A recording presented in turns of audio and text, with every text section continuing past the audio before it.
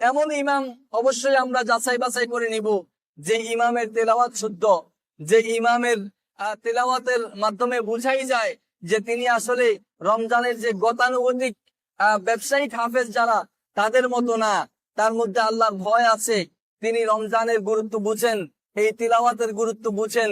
তার তিলাওয়াতে যদি ওইরকম ভাব ফুটে থাকে তাহলে চেষ্টা করব সেরকম কোনো ভালো ইমামের পিছনেই সালাত আদায় করতে। আর যদি একান্তই আশেপাশে কোথাও নাই পাই তাহলে আর কি করব, কিছু করার নাই। চেষ্টা করব যদি নিজেরা পারি নিজেরা একটু আয়োজন করে, যেমন এখানে ছোট মসজিদ আছে, নিজেরা একজন ভালো ইমাম রেখে তার পিছনে আদায় করতে পারি। কি বলেন? ইনশাআল্লাহ। তবে এটা গুরুত্বপূর্ণ যে আমার সালাত যেন বাতিল না হয়ে যায় কোনো ইমামের কারণে। যে ইমাম তার সূরা ফাতিহাই বোঝা যায় না, সেই ইমামের সালাত আদায় হবে না, এটা নিশ্চিত। সেই ইমাম ব্যবসায়িক ইমাম, সেই ইমাম আসলে আল্লাহ ভীরু ইমাম না। সেই ইমাম আসলে কোরআন, ওই যে আল্লাহ তাআলা কোরআনেই বলছেন যে এমন মানুষ আছে যারা কোরআন বহন করে, মানে কোরআন মুখস্থ করে বা কোরআন পড়ে জানে, কিন্তু তাদের চলাফেরা এমন যে গাধার পিঠে যেমন আপনি 50-100 কেজি দিয়ে তাকে যখন ছেড়ে দিবেন, সে ওই জিনিসটা যদি 100 কেজি ভালো জিনিসও দেন খারাপ জিনিসও দেন, সে সেটা পার্থক্য বুঝে না, সে সেটা নিয়ে চলতে থাকে। এমন ইমাম আমাদের সমাজে অনেক আছে যে কোরআন বুকে ধারণ করে, মুখস্থ করে, কিন্তু বুকে কি ধারণ করলো, কি মুখস্থ করলো, সেই উপলব্ধি তার মধ্যে নাই।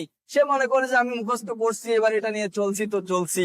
অথচ আল্লাহ রাব্বুল আলামিন কোরআনে বলছেন, লাউ আনজালনা কুরআন আলা জাবালিন, যদি এই কোরআনকে আমি পাহাড়ের উপরে নাজিল করতাম, লারাআইতাহু খাশিআম মুতাসাদ্দিআম মিন খাশিয়াতিল্লাহ, তোমরা দেখতে পেতে যে এই কোরআনের মানে ইয়েতে পাওয়ারে পাহাড় চূর্ণ বিদীর্ণ হয়ে ভীত সন্ত্রস্ত হয়ে থাকতো। অথচ আমরা নিজেরা মানুষ কোরআন মুখস্থ করেছি, মানুষ তার অন্তরে কোরআন ধারণ করে, কিন্তু তার মধ্যে কোরআনের সেই অনুভূতি থাকে না।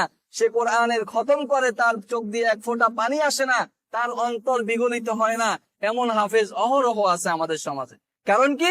কারণ হচ্ছে ওই দেশে গাধার পিঠে যেরকম আপনি 50-100 কেজি দিয়ে চালায় দিয়েছেন, সে চলছে, এই হাফেজও ওই তাই গাধার মতোই পিঠে সে কোরআন বহন করে বুকে ধারণ করে চলছে তো চলছেই।